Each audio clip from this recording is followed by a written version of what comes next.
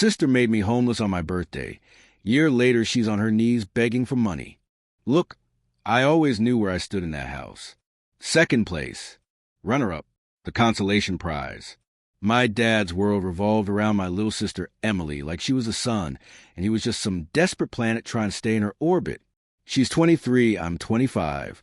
After Mom died 3 years ago, the only person who actually saw me as something more than a kid, who got grease under his fingernails, that big fancy house turned into a mausoleum. Mom used to tell me all the time, her hand on my shoulder while we'd sit in her garden. This house is your fortress, Jake, for both of you. But Emily, she heard something different. She heard, this house is mine, and you're just temporarily squatting here. Dad never got it. Never understood why I'd spend 12 hours at the garage, come home smelling like motor oil and brake fluid, and feel more alive than I ever did sitting at his mahogany dinner table pretending to care about stock portfolios. He'd look at me like I'd personally disappointed him, just by existing. The way he'd curl his lip when I'd walk in after a shift, like I'd tracked something foul into his pristine world. I worked as a mechanic at Jensen's Auto Service, not because I couldn't do anything else, but because I actually loved it. There's something about bringing a classic muscle car back to life, hearing that V8 roar for the first time in decades. More soul in that sound than 1,000 whisper-quiet Teslas with their iPad dashboards and software updates. My grandfather taught me that. Pop Pop, we called him, though he'd just grunt and tell you to hand him the torque wrench. He'd served in Vietnam, came back with shrapnel in his leg, and a philosophy degree's worth of one-liners. He used to say, a man who knows how things work can't be lied to. He meant engines, but I think he meant life too. When Dad died, I expected something. Not everything, understand, just something fair. I figured Mom's words meant something, that her garden conversations weren't just wind. The will reading was in some lawyer's office that smelled like old books and broken dreams. Emily sat across from me in a black dress that probably cost more than my truck's last 3 repair bills combined. Her boyfriend at the time, this guy named Preston or Prescott or some other trust fund name, had his hand on her knee like he owned that too. The lawyer wouldn't look at me. That's how I knew it was bad. He kept his eyes on the papers like they might catch fire if he glanced up, and he read it in that flat lawyer voice. The entirety of the estate, including the primary residence, all financial accounts, and investment portfolios, transfers to Emily and Richardson, for Jacob Michael Richardson, a trust fund in the amount of $5,000, to be released upon demonstration of continued good conduct and stable employment. $5,000, with conditions, like I was a rescue dog that might bite the furniture. I felt something crack inside my chest. Not break, exactly. More like when you're torquing a bolt, and you feel it give before it's supposed to. That moment before everything strips and becomes useless. I looked at Emily. She had this expression, like she was trying to look sad, but couldn't quite hide the satisfaction underneath. Like a cat that got into the cream, and is pretending it doesn't know what you're talking about. Years of work, I realized. Years of her positioning herself, playing the devoted daughter, while I was a screw-up with the dirty fingernails. Every Sunday dinner I'd miss because I was working overtime, she'd be there, patting Dad's hand, asking about his golf game. Every time I'd show up exhausted and just want to eat in peace, she'd bring up something I'd forgotten or messed up, nothing too obvious, just enough to keep that disappointed look on his face. Sitting in that lawyer's office, the words still echoing, I found myself thinking, how did it get this bad? And that's when everything came flooding back. See, Dad wasn't always cold. Or maybe he was, and Mom was just warm enough to balance it out. I remember being maybe 7 or 8, and Dad taking me to his office. This big corner suite with windows overlooking the city. He sat me in his leather chair, showed me spreadsheets like they were treasure maps, told me someday this could all be mine if I applied myself, got serious, stopped wasting time on trivial things. Even then, I was more interested in the maintenance guy's cart in the hallway. All those tools, the smell of cleaning solution, and mechanical grease. The guy, his name was Roberto. He'd let me hand him screwdrivers while he fixed the copy machine. Dad found me in there once, sitting cross-legged on the floor watching Roberto work, and his face just fell, like I'd told him I wanted to be a disappointment when I grew up. Mom, though, Mom got it. She'd grown up different than Dad, came from a family that actually worked with their hands. Her father had been a carpenter, built half the houses in their town back in Oregon. She understood that not everyone wanted to push paper around a desk and call it living. When I was 14, I rebuilt a lawnmower engine in our garage, just to see if I could. Took me 3 weeks and about a dozen YouTube videos. When it finally started, really purred like it was new, Mom came running out of the house because she thought something was wrong. Then she saw my face, covered in grease, grinning like an idiot, and she just laughed. Took a picture, kept it on her dresser until the day she died. Dad came home that night, saw the lawnmower, and asked how much I'd spent on parts. When I told him $43, he said he could have bought a new one for $100 and saved 3 weeks. He didn't get that the money wasn't the point. The work was the point. The understanding was the point. Emily was different too, back then. When we were kids, before Dad's money really started rolling in, and she figured out what that meant. We were actual siblings. We'd build forts in the living room, team up against Mom and Dad in board games. There's this memory I have. Must have been when she was 6 and I was 8. She fell off her bike trying to follow me on a trail that was too advanced for her. Scraped her knee bad enough to bleed. I carried her home on my handlebars, her crying into my back. Mom patched her up while I held her hand, told her she was brave, that the scar would make her cooler. She never mentioned it after she turned 13. It's like that version of her got filed away somewhere, archived, no longer relevant to the person she decided to become. High school was when the real divide started showing.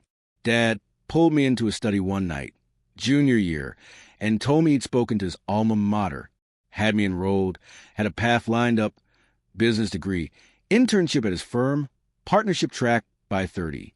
All laid out like a railroad, no deviation allowed.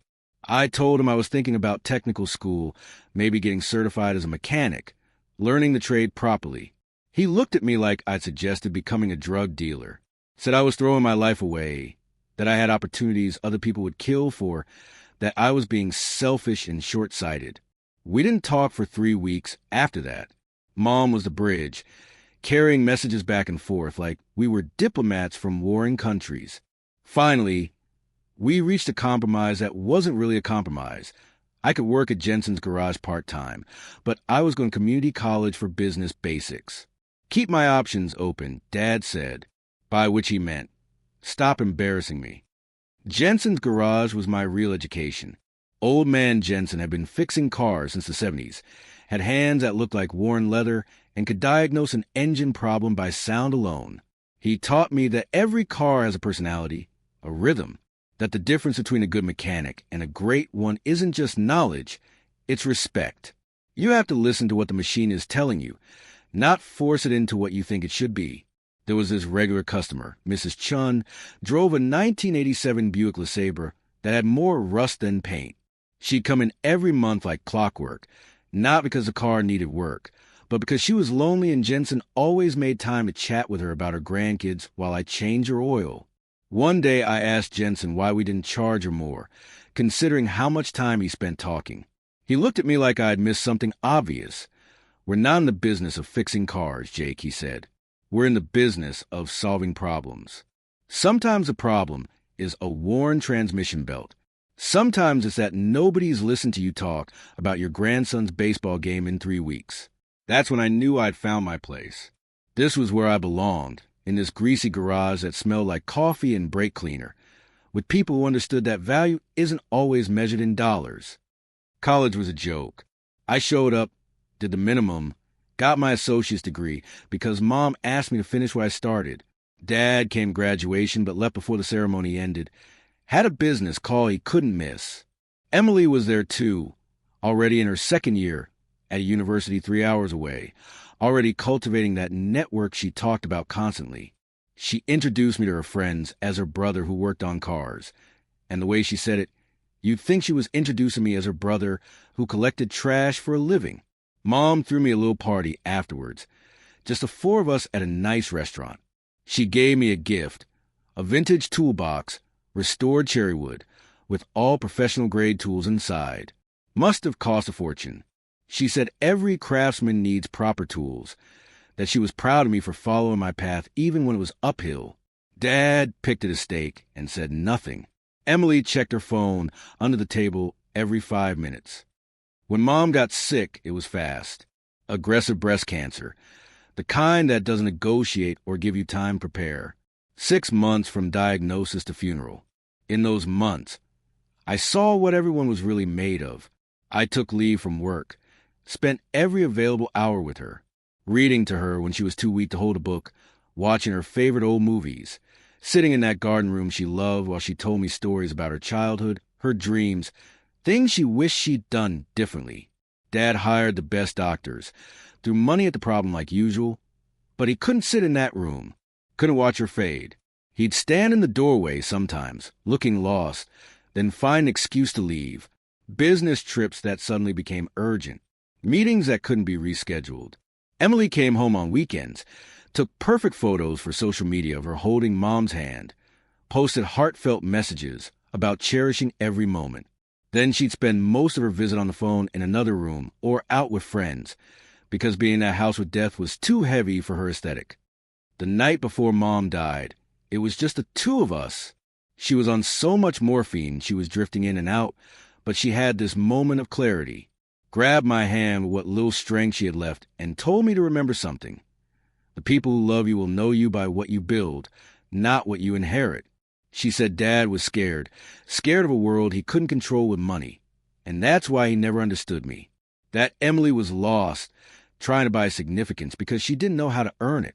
But me, she said, I knew how to make things matter. She died at 4:17 a.m. I was holding her hand. Dad was in his study with a glass of scotch. Emily was in her room, asleep with earbuds in because she couldn't handle the sounds the hospice equipment made. The funeral was a production. Dad spared no expense, invited everyone who'd ever been important to him professionally, made it about his loss, his strength in adversity. People kept telling him how sorry they were, how strong he was being. Emily wore designer black and cried prettily for the cameras. I wore my only suit, the one I bought for college graduation, and stood in the back near the doors because I couldn't breathe in there with all those people performing grief. Pop found me outside afterwards, smoking a cigarette I'd bummed off a caterer even though I didn't smoke. He didn't say anything, just stood next to me, and after a while he told me this. Your grandmother, my wife, she died in 1987. Sudden heart attack. She was only 53. For years I was angry, felt cheated, felt like the world had taken something from me unfairly. Then one day I realized the anger wasn't honoring her. It was just poisoning me. Best thing I ever did was let it go and remember what she taught me instead. He stubbed out my cigarette with his boot and added, Your mom taught you good things, Jake. Don't let the bitter people make you forget that. After Mom died, the house changed. Or maybe it just revealed what it had always been under her warmth. Dad retreated deeper into work, came home later and later, started making comments about needing to update his estate plan, making sure things were secure for the future. Emily came home from college more often, suddenly very interested in family dinners, in Dad's business, in making sure he knew she was there, stable, reliable. I kept working at the garage. Jensen made me lead mechanic, gave me the complicated restorations, trusted me with the jobs that required patience and skill. I was saving money, had this dream of maybe buying into the shop someday, or starting my own place that specialized in classic restorations. American muscle cars, the real beast from the 60s and 70s, before everything got computerized and sanitized. Dad called it phase. Emily called it a waste of potential. I called it the only thing that made sense in a world that had stopped making sense. Then Dad had a stroke, massive, in his office, surrounded by all those papers he thought were so important. He lived for 3 days in the hospital, never woke up. The doctor said even if he had, the damage was severe enough that he wouldn't have been himself. Emily said it was a mercy. I think she meant it was convenient. We buried him next to Mom. Smaller funeral this time, less performative. His business partners came, said respectful things about his legacy, his dedication, his vision. I noticed none of them seemed particularly sad. Respect without affection, admiration without love. I wondered if that's what he'd wanted, if that was his version of success. Emily had already moved into the house by then, already started going through Dad's office, organizing his papers. She told me she was just trying to help, try and make things easier for both of us during this difficult time. I believed her because I wanted to, because the alternative meant accepting that my sister was a stranger who looked familiar. All of this flashed through my mind as I sat in that lawyer's office, staring at Emily across the mahogany table, understanding finally what she'd been building toward all these years. Marcus Aurelius, the old Roman emperor, wrote something that hit different in that moment. The impediment to action advances action. What stands in the way becomes the way.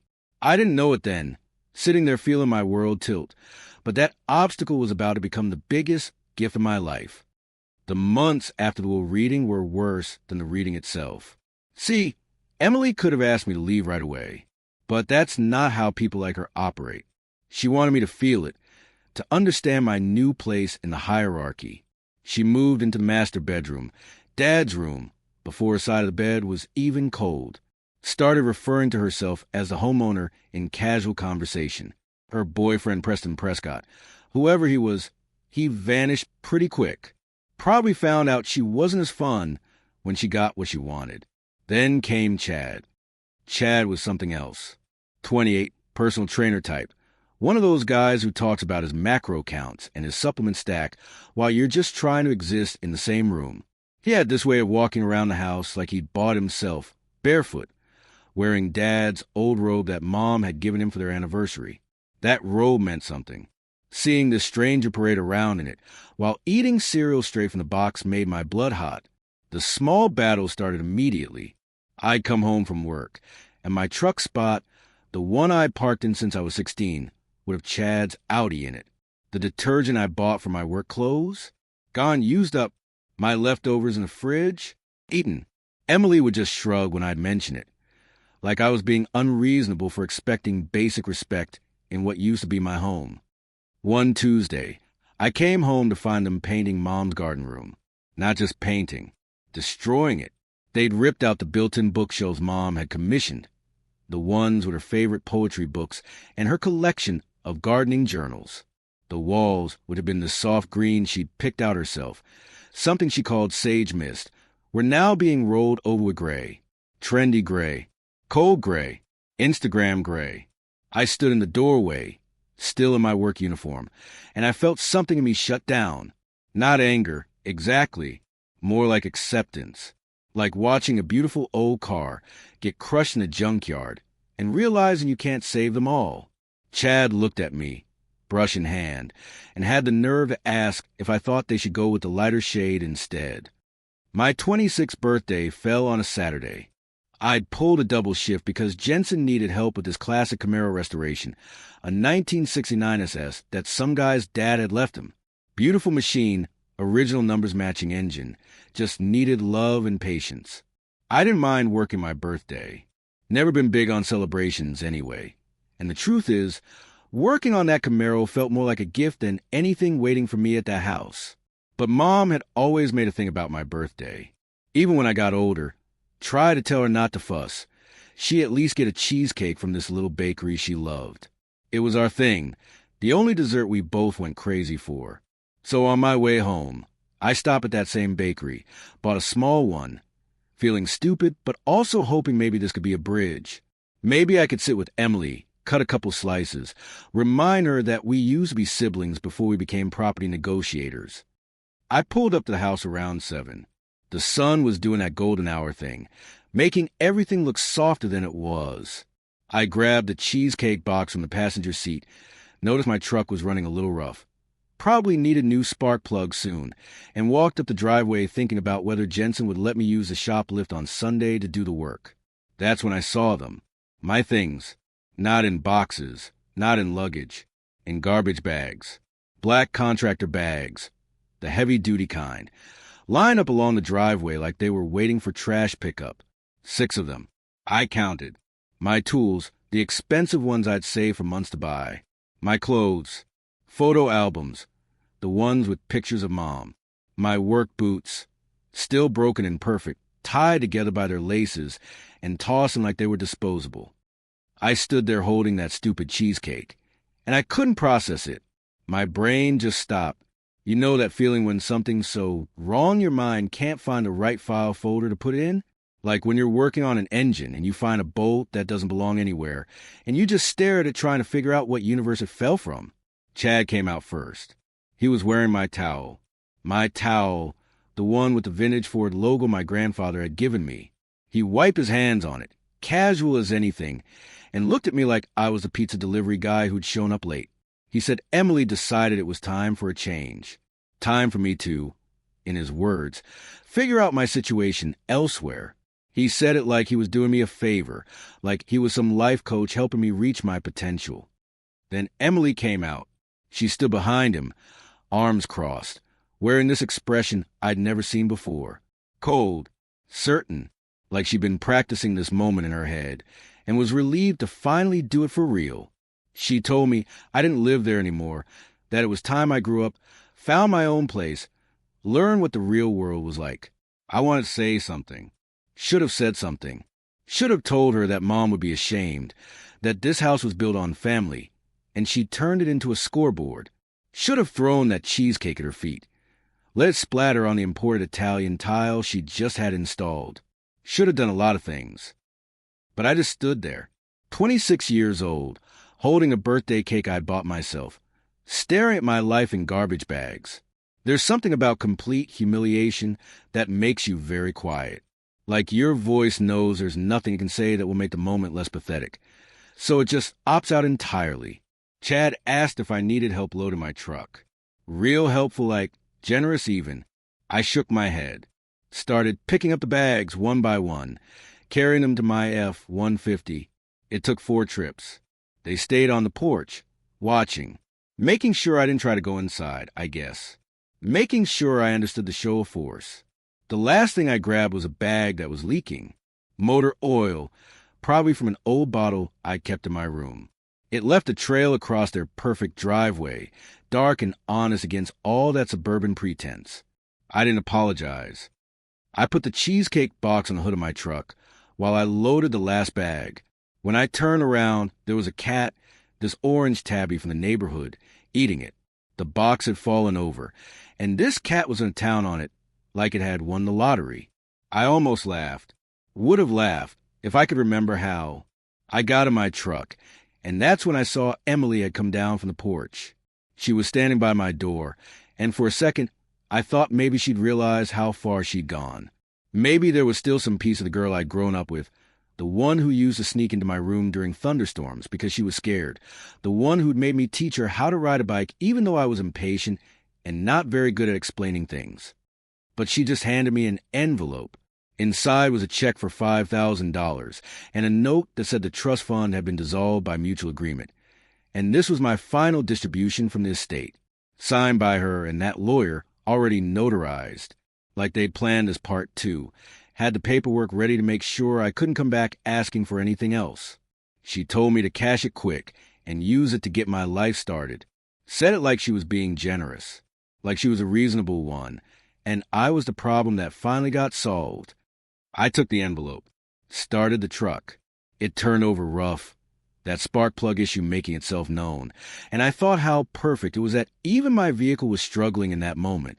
I looked at that house one more time, the house where I'd learned to walk, where Mom had helped me with homework at the kitchen table, where I'd snuck in late after my first real date, and she'd been waiting up with tea and questions. Emily was already walking back inside. Chad had his arm around her shoulders.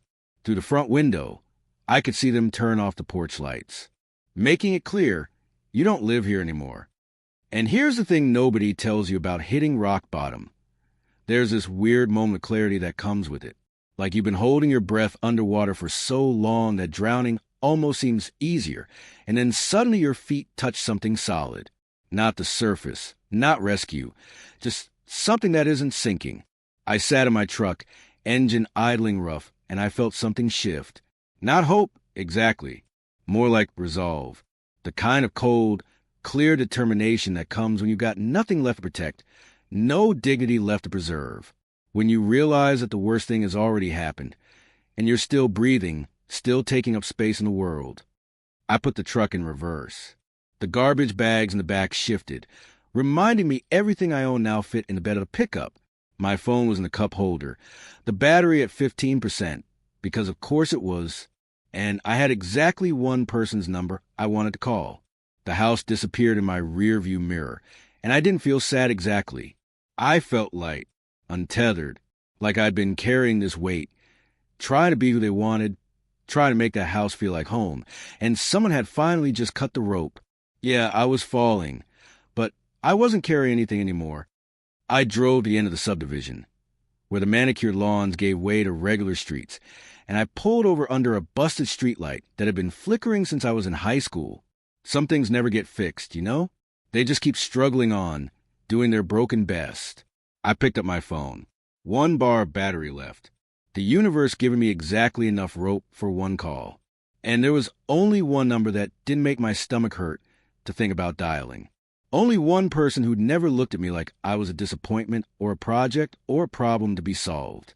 Pop, my grandfather, the old Marine who lived 100 miles away in the mountains and still started every day at 5 a.m. out of pure habit. The man who taught me that a socket wrench in some patients could fix most problems, and the ones it couldn't fix weren't worth crying over anyway. I press call. It rang once. He picked up before the second ring, didn't say hello, didn't wait for me to explain. Just that gravelly voice, rough from decades of cheap cigarettes he quit before I was born, but that had left their mark anyway. Well, it's about time. Like he'd been waiting for this call for months. Like he'd known exactly how this was all going to play out, and was just patiently sitting by the phone for me to figure it out myself. I tried to form words, tried to explain the situation without sounding as pathetic as I felt. Got about 3 words, and before he cut me off, "Can you drive, or do you need gas money?" That's when I lost it. Not dramatic, not sobbing, just this quiet thing where my eyes got hot and my throat closed up. 3 years of holding it together, 3 years of trying to be the bigger person, and 6 words from my grandfather cracked me open. I had to pull the phone away for a second, pretend I was coughing. "I'll be there in 2 hours. I managed. "Drive safe," he said. "I'll leave the porch light on." He hung up. No questions, no judgment, no making me explain how I'd let it get this bad. Just an offer of shelter, simple as that. That's the thing about people who survived real hardship. They don't need the whole story to know when someone's drowning. I sat in that truck under the broken streetlight, and I made a decision, not a big heroic one, nothing dramatic. Just this: I was done apologizing for taking up space. Done trying to earn love from people who'd already decided I wasn't worth it. Whatever came next, at least it would be honest. The drive to Pop's place was 100 miles straight into the mountains, away from the suburbs, away from the manicured lawns and the houses that all looked the same. The F-150 handled it like it always did, steady and reliable, even with the engine running rough. By the time I hit the mountain roads, the city lights were gone, replaced by darkness so complete you could see every star. I had $15,000 in savings. My entire adult life of skipping dinners out, of fixing my own truck instead of paying a shop, of buying tools instead of clothes. It was supposed to be the start of something, the foundation for that dream shop I'd been planning. Now it felt like a life raft. Pop's ranch sat at the end of a gravel road that hadn't been properly maintained since the 90s. The house was small, maybe 1,200 square feet, wood-sided and practical. No fancy landscaping, no statement pieces. Just a working ranch with a vegetable garden, a chicken coop, and a barn that had seen better decades. The porch light was on like he'd promised, and he was sitting in his old rocking chair with 2 bottles of beer sweating in the mountain night air. He was 74, looked 60, moved like he was 50. Vietnam had left him with a limp and a steel plate in his leg, but it hadn't slowed him down much. He stood up when I pulled in, didn't come down the steps, just waited for me to come to him. That was his way. Meet people halfway, but make them walk their half first. I got out of the truck, left the garbage bags where they were, figured they'd still be garbage in the morning, walked up those porch steps feeling every bit of 26 years, and he handed me a beer without a word. We sat, drank, watched the night. After about 10 minutes, he finally spoke.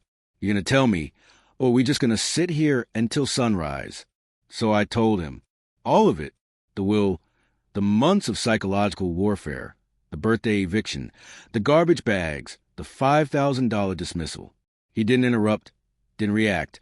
Just listen the way good mechanics listen to an engine, hearing what's wrong underneath the noise. When I finished, he took a long pull from his beer, set it down with decisive thunk, and delivered his verdict. Trash has this property, Jake. It takes itself out eventually. Be grateful you don't have to live in that stink anymore. That first night, I slept in his guest room, which was really just a storage room with a bed in it. Hunting gear on the walls, boxes of old military stuff in the corners, the smell of mothballs and cedar. Best sleep I'd had in months. Something about being 100 miles away from that house, from Emily and her cold calculations, from the ghost of my father's disappointment. Distance felt like freedom. Morning came early. Pop was already up, coffee made, sitting at his kitchen table with a notepad and a pencil worn down to a nub. He'd drawn a rough schedule, my work hours, drive time, chores around the ranch, meals, military precision, but with space built in for life to happen. The commute's going to eat you alive, he said, sliding the paper across to me. 200 miles round trip. But you need that job, and I need help around here. We'll make it work until you figure out what's next. And that's how my life found a new rhythm. Wake up at 4:30, coffee, 100-mile drive to Jensen's garage. Work 8 to 10 hours depending on what rolled in. 100-mile drive back, usually pulling into Pop's driveway around 7 or 8 at night. Help him with whatever needed doing. Fixing fence posts, maintaining the tractor, checking on the chickens. Dinner, usually something simple he'd learned to make after Grandma died. Bed by 10, then up and do it again. It was brutal, exhausting, the kind of schedule that grinds you down if you let it. But here's the thing, it was honest. Every day had purpose. Every task had a clear goal. Fix this car, repair that fence, feed these chickens. No politics, no manipulation, no wondering if the person across from you was calculating how to use you. Pop didn't talk much, but when he did, it counted. We'd be working on something, his old tractor or a section of fence that had rotted through, and he'd drop these observations that stuck with you. Like the time we were replacing fence posts, and I was getting frustrated because the ground was mostly rock. He stopped, leaned on his post hole digger, and said, "The obstacle is the work. You're not fighting the rock, you're learning from it. It's showing you where the weak spots are, where you need to adjust." Same with people. The ones who make your life difficult are just showing you what needs reinforcing in yourself. Marcus Aurelius couldn't have said it better himself. The neighbor, Winters, lived about a quarter mile down the same gravel road. His place was smaller than Pop's, more run down, with a barn that leaned like it was tired of standing. Winters himself was maybe 78, 79, hard to tell. Vietnam vet like Pop, served in the same unit actually. They had that bond that combat veterans have, the kind that doesn't require explanation. Winters kept to himself mostly. You'd see him on his porch sometimes, or walking the perimeter of his property like he was on patrol. He didn't wave, didn't make small talk, just existed in his space, maintaining his distance from the world. Pop said he'd come back from the war different than most. Not broken, exactly, just rewired. But there was this ritual, started maybe my second week there. Sundown, almost like clockwork, Winters would walk over to Pop's porch. Wouldn't knock, just come up the steps and take the third chair, the one that had been sitting empty. Pop would have 3 beers ready, not cold, just cool from sitting in the shade. I'd take my usual spot, and we'd sit there, 3 generations of men who'd learned the hard way that sometimes silence says more than words ever could. We called it the Veterans Council, but there wasn't much counseling going on, mostly just existing in each other's proximity, watching the sun drop behind the mountains, letting the day's heat fade into the evening cool. Sometimes Winters would mention something, a memory from the war, never the bad stuff, just odd details. The way coffee tasted different in the jungle, how red the dirt was in certain provinces, the sound cicadas made at dusk that reminded him of home. Pop would nod, add his own fragment, and that would be enough. I just listened. This 26-year-old kid who'd never been in combat, never seen anything worse than a family tearing itself apart over money and property. My problems felt small next to what these men carried. But they never made me feel that way. They just made space for me, included me in their quiet circle like I belonged there. 6 months went by like that. Winter turned to spring. Spring started hinting at summer. The commute got easier, or maybe I just got used to it. Jensen started talking about me buying into the shop someday, becoming a partner. My savings account, instead of draining, was actually growing. Turns out, when you're not spending money on rent or trying to keep up appearances, $15,000 can become $18, then $20. I was working on a restoration project, a 1970 Chevelle SS that some guy's dad had left in a barn for 30 years. Beautiful machine, original everything, just needed love and patience. The owner didn't care about timeline, just wanted it done right. That was my favorite kind of work. Not the quick oil changes and brake jobs that paid the bills, but the resurrection projects. Taking something that looked dead and finding the life still hiding inside. That's what I was thinking about, elbow deep in the Chevelle's engine bay, when Pop called. Middle of a Tuesday afternoon, which was unusual. He never called during work hours. Respected that I was on someone else's time. Winters is gone, was all he said. Need you to come home when your shift done. I found out the details later.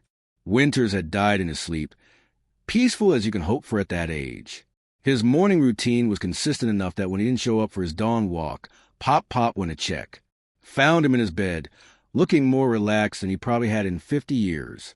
Pop said it looked like whatever he'd been carrying finally got too heavy, and he just set it down. No family to call. Winters had been married once, way back, but she'd left him in the 70s. No kids, no siblings that anyone knew about. Just him and his property, and whatever ghosts he brought back from Southeast Asia. Pop took charge of everything. Not because he had to, but because that's what you do for a brother in arms. The funeral was small, military honors, American flag folded into a triangle and presented to Pop, since there wasn't anyone else.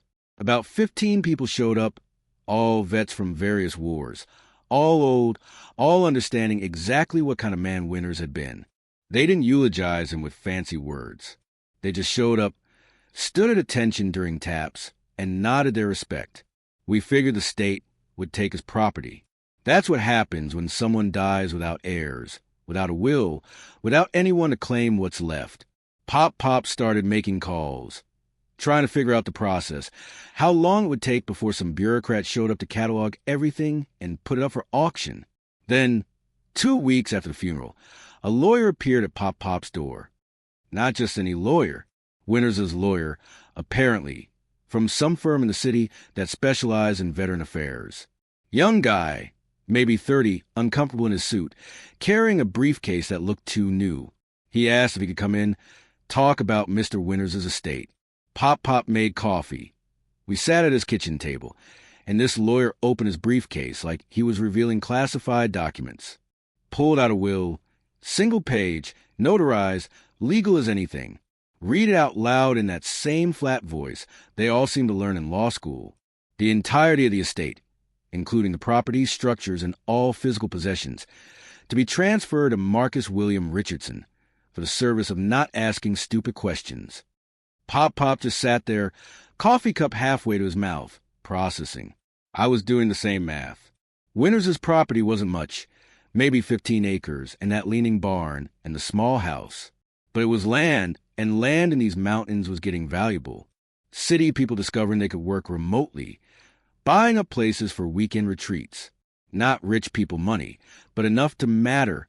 The lawyer explained the logistics, the paperwork that needed filing, the timeline for transfer. All very professional, very efficient. Then, as he was packing up his briefcase, he mentioned almost casually that Mr. Winters had left a note with the will. Personal, not legal, but he'd been instructed to share it. He pulled out a folded piece of paper, the kind torn from a spiral notebook, and read, Marcus was the only man in 50 years who sat next to me and didn't need me to be different than I was. That's worth more than money, but money's what we got, so he can have mine. Tell him the barn key is under the third fence post from the gate. There's something in there he should probably deal with sooner rather than later. Pop took that piece of paper, read it himself like he needed to verify the words were real, then folded it carefully and put it in his shirt pocket. Didn't say anything, just nodded at the lawyer in that way that means thank you and goodbye simultaneously. After the lawyer left, we sat in silence. Outside, the chickens were making their afternoon noise, oblivious to the fact that Pop had just inherited a dead man's entire life. Finally, I asked what he was thinking. He stood up, grabbed his truck keys from the hook by the door, and said, "I'm thinking we need to go see what's in that barn." The drive to Winters' place took 3 minutes. Could have walked it in 15, but Pop's leg was bothering him that day, and besides, we didn't know what we'd need to haul back.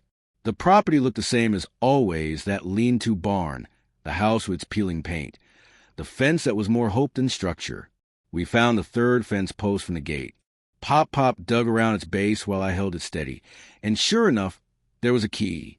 Old, heavy, the kind that opened serious locks. Not the cheap hardware store variety, but something that meant business. The barn had a padlock on it that looked newer than anything else on the property. Industrial grade, the kind banks use. Pop fitted the key in, and it turned smooth like it had been oiled recently. The lock clicked open with a sound that seemed too loud in the mountain quiet. Pop looked at me, and I looked at him. Neither of us said what we were both thinking. That a man who lives like he's got nothing doesn't put a bank-grade lock on a barn unless he's got something worth protecting. He pulled the door open. It scraped against the dirt floor, metal on earth, and afternoon sunlight spilled into darkness. The smell hit first. Dust, old motor oil, rodent droppings, stale air that hadn't circulated in who knows how long. But underneath that, something else. Something that made the hair on my arm stand up. And there, in the shadows of the back of the barn, covered with military-issue canvas tarp that had gone gray with age and dust, was a shape, low to the ground, long, the proportions all wrong for a normal car. The tarp draped over it like a burial shroud, hiding everything except the suggestion of curves, of purpose, of something that had been sleeping and waiting. Pop stepped inside first, me right behind him. Our eyes adjusted to the dim light. The barn was mostly empty except for that covered shape and some old tools hanging on the walls, the kind that hadn't been touched in decades. He grabbed one corner of the tarp, looked at me, said, "Whatever this is, we deal with it together." I grabbed another corner. We pulled. The tarp came off slow, like it was reluctant to give up its secret. Dust exploded into the air, making us both cough, but neither of us looked away. First came the curve of a fender, elegant even under decades of grime. Then a wire-spoke wheel, the tire flat and cracked like desert earth. And then the color hit us. Rosso Corsa, racing red, faded, sure, covered in dust and mouse droppings in time itself, but unmistakable. That specific shade of red that Ferrari used, the color that meant something more than just paint. It meant history. It meant legend. I dropped to my knees right there in the dirt. Couldn't help it. My legs just stopped working. Because I knew what I was looking at, even before my brain could process it. Even before the logical part of me could say, no way, this is impossible. You don't just find these things in old barns in the middle of nowhere. Pop stood there holding his corner of the tarp, staring at the shape we'd uncovered, and asked a question that probably saved my life because it forced me to breathe again. What in the hell is that? My voice came out wrong, shaky, like I was confessing to a crime. Pop, I said, "This is a Ferrari 250 GTO, from 1962. He let out a low whistle, the kind you reserve for seeing something genuinely impressive, like a perfect sunset or a deer with a massive rack. "Looks like it got run over by a tank," he said. And he wasn't wrong. The car was in rough shape. Catastrophic shape, really. The wiring looked like mice had been using it for nesting material for decades. The engine was partially disassembled. Components scattered in wooden crates around the barn, like someone had started to rebuild, and then just walked away. The interior was rotted, the leather cracked and splitting, the gauges clouded with moisture and time. But it was real. It was a GTO. I could see it in the lines, in the proportions, in the way the body sat even on those flat tires. You can't fake these things. Not really. The curves were too perfect, too purposeful. This wasn't some kit car or replica. This was the real deal, one of maybe 36 ever made, sitting in a dead man's barn like it was just another piece of junk. Pop walked around it slowly, his mechanics cataloging the damage, the work that would need doing. We should sell it, he said. Get whatever we can, pay off the property, have some breathing room. No, I said. The word came out harder than I meant it, almost aggressive. I was still on my knees, my hand on the cold metal defender, feeling the curve of it under the grime. We restore it. He looked at me like I'd suggested we build a rocket ship to Mars. Jake, he said, this thing is destroyed. You're talking about a full restoration. You know what that costs? I didn't. Not exactly. But I could guess. And I didn't care. This was it, I realized. This was the moment Mom had talked about. The one where you either play it safe or you bet everything on the thing that matters. Pop must have seen something in my face, some kind of madness that reminded him of Winters, because he just sighed and nodded. All right then, he said, let's see what we're dealing with. The first step was getting it out of that barn and into proper light where we could assess the real damage. We borrowed a flatbed from a guy Pop knew, loaded the GTO like it was made of glass, and brought it back to the property, set it up in his barn, which was bigger and had better lighting, and then we just stood there staring at it for a long time. I had $15,000 saved. My entire adult life in a bank account. We spent the first $5,000 just cleaning it, documenting everything, taking hundreds of photos of every component, every scratch, every piece of original hardware. Because here's the thing about a car like this, originality matters. You can't just slap new parts on and call it restored. Every bolt, every wire, every piece of trim has to be either original or period correct. Pop sold some old military bonds he'd been sitting on, stuff his father had bought during World War II, and he'd just never cashed. Brought in $20,000 more. We thought maybe that would be enough to get started, to at least get the engine sorted out and the frame stabilized. Then we started making calls. Started reaching out to specialists, to the handful of people in the world who actually work on these cars. Started learning what a full restoration really meant. $1.5 million. Minimum. That's what the lead restorer at a shop in California told us. And he was being conservative. These cars, he explained, they're not just vehicles. They're rolling museums. Every component has to be authenticated, sourced from period-correct suppliers, installed using period-correct techniques. The paint alone would cost 6 figures if we wanted it done right. I sat at Pop's kitchen table with a calculator and a legal pad, running numbers that didn't work no matter how I tried to make them work. We had maybe $40,000 between us. We needed $1.5 million. The math was laughable. This is insane, Pop said, looking at my scribbled calculations. I know, I said, but this is our shot. Not just at money, at creating something perfect, at taking something everyone else would throw away and making it matter again. He studied me for a long moment, this old Marine who'd seen young men make bad decisions in high-stakes situations, who knew what desperation looked like. Then he said something I'll never forget. Henry Ford said you can't build a reputation on what you're going to do, but I think he was wrong. Sometimes you have to bet on potential before it's proven. Sometimes crazy is just another word for vision. We went to the bank, not a big commercial bank, but a small local credit union where the loan officer knew Pop from the VFW. We brought our documentation, our assessment reports, our valuation estimates, showing what a fully restored 250 GTO would be worth.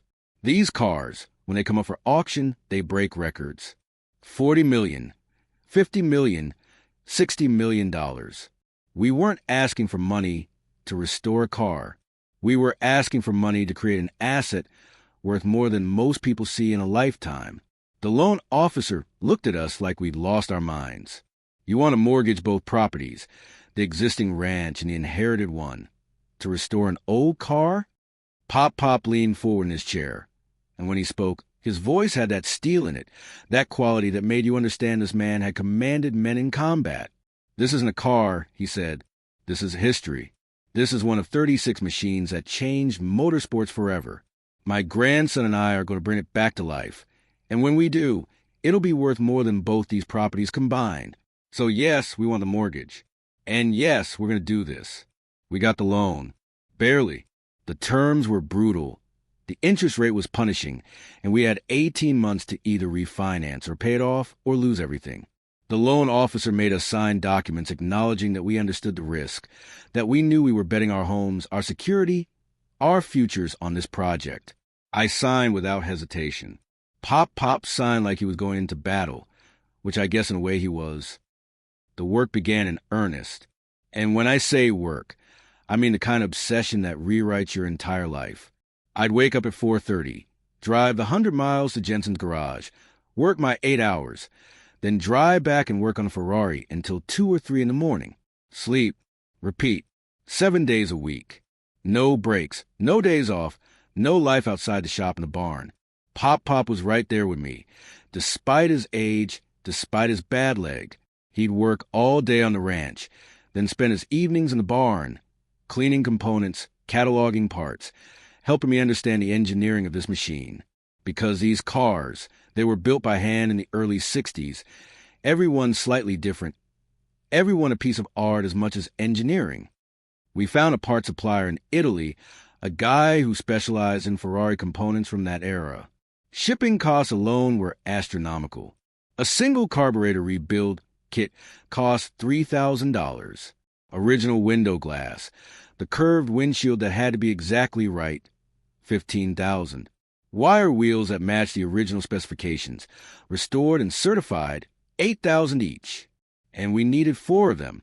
The engine was its own nightmare. The V12 was partially disassembled, and we had no documentation of how it had been taken apart or why. We had to basically reverse engineer it, figure out what went where, what was missing, what needed to be replaced. Some components were so specialized that only 2 or 3 shops in the entire world could rebuild them. We'd ship parts overseas, wait weeks for them to come back, discover they weren't quite right, ship them again. 6 months in, we hit our first major crisis. I'd ordered a transmission rebuild from a supposedly reputable shop, paid them $40,000 up front. They sent back what they claimed was a restored unit. When we tried to install it, we discovered it wasn't even the right model. They'd sent us a transmission from a 275 GTB, similar but not identical. And when I called to complain, the shop owner just laughed and told me to prove it wasn't what I'd ordered. $40,000. Gone.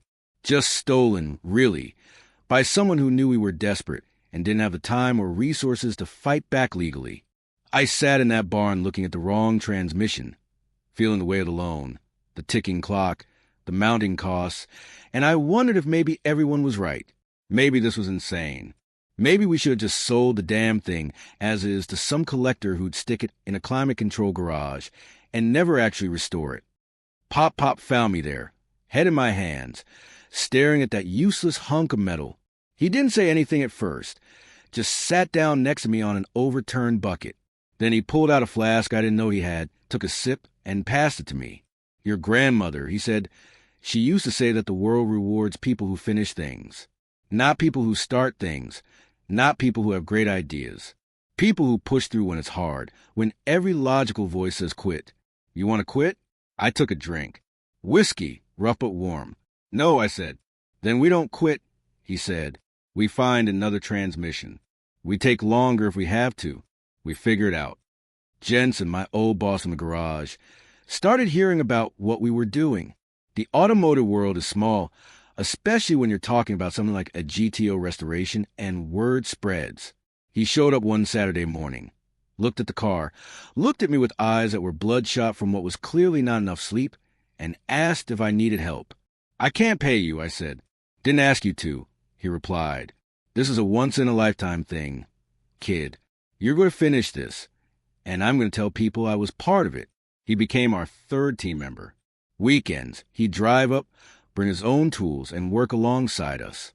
His experience, his network of contacts, his encyclopedic knowledge of vintage cars, it all became crucial.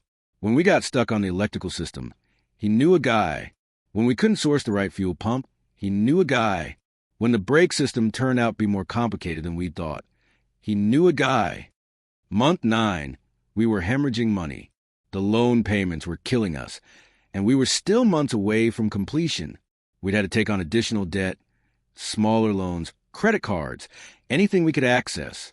Pop sold his truck and bought a cheaper one. I stopped eating out entirely, lived on ramen and whatever Pop cooked. We were in so deep that the only way out was through, but the car was coming together. Slowly, painfully, but coming together. The body was restored. The frame was solid. The wiring was done. The engine sat on a stand, fully rebuilt, every component perfect. The interior was being reupholstered by a specialist in Connecticut who worked on museum pieces. The paint, that perfect Rosso Corsa, had been applied in 27 separate layers, each one cured and sanded and polished. Year mark, exactly 1 year from the day we pulled that tarp off in Winters' barn.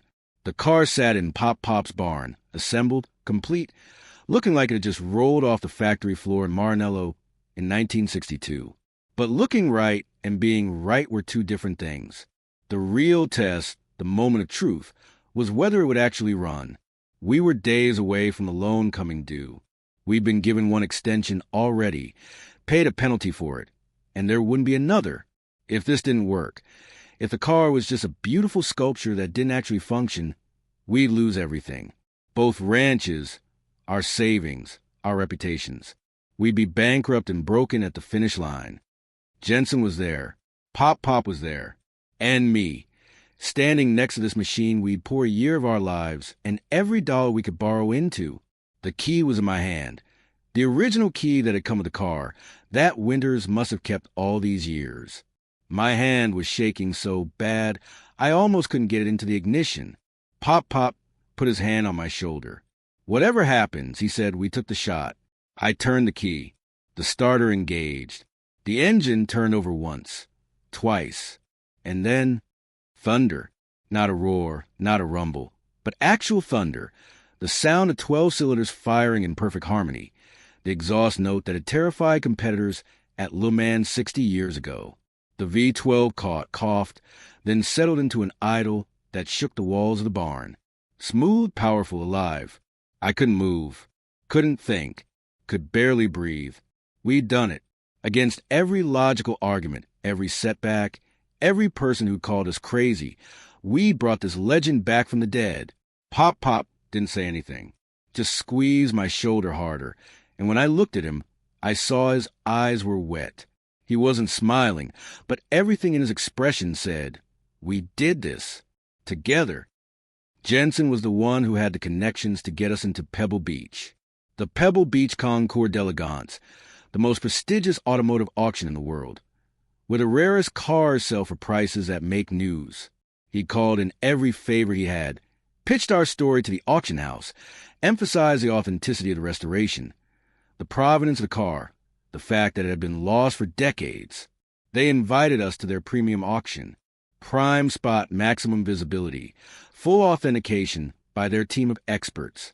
When their specialists came to verify the car, they spent 3 days going over every component, checking serial numbers, verifying originality, testing systems. Their lead authenticator, a guy who'd been doing this for 40 years, finally looked at me and said, "This is one of the finest restorations I've ever seen. You didn't just rebuild this car. You brought it back exactly as it was." The auction was scheduled for August in Monterey, with all the collectors and all the money and all the pressure you could imagine. Pop and I drove the GTO out there on a trailer, not willing to risk even a scratch on the highway.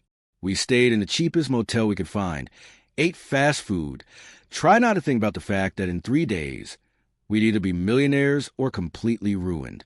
I'd never worn a suit before that day. Pop had to teach me how to tie a tie. We stood on the auction floor, watching other cars sell for insane amounts. 6 million here, 12 million there, and I felt like an imposter. Like someone who realized I was just a mechanic from a garage, not one of these people who talked about portfolio diversification and hedge funds. When our lot number came up, they rolled the GTO onto platform underlights that made the paint look like liquid fire. The auctioneer, a professional with a voice that could sell ice to polar bears, gave our story. Found in a barn, owned by a Vietnam veteran, restored over 1 year by his grandson and friend, authenticated as completely original. one of only 36 ever made. Starting bid, $30 million. My heart stopped, just stopped completely. Pop grabbed my arm to steady me. The bidding started fast. Phone bids from around the world. Paddles in the room. The numbers climbing so fast I couldn't track them. 32 million, 35 million, 40 million. The auctioneer's voice was constant, professional, calling out bids like they were everyday numbers. 50 million, 52 million, 55 million. It slowed down there. The jumps getting smaller, the pauses longer. 2 bidders left. One on the phone, one in the room, both wanting this car badly enough to bankrupt small countries for it. 57 million, 57.5, 58 million. The hammer fell. Final bid, $58 million. The room erupted. People were applauding. Camera flashes everywhere. And I just stood there, trying to process numbers that didn't feel real. That couldn't possibly be real. After the auction house took their commission, after we paid off the loans, after taxes and fees and all the hands that take their piece, we'd clear something close to $40 million. Pop, and I didn't celebrate. Not really. We went back to that cheap motel, sat on the beds, and just looked at each other. We'd done it. We'd actually done it. Bet everything, worked ourselves into ground, ignored everyone who said it was impossible, and we'd done it. First thing I did with the money was buy Jensen's garage. Not just buy it, make him a full partner. Equal share, equal say. He'd spent decades building that business, teaching guys like me, keeping the art of real mechanical work alive. Now we were expanding it, turning it into Legacy Motors, the premier restoration shop on the West Coast. We were going to take dime machines and bring them back to life. That was the mission. Pop got a new ranch, bigger spread, better land.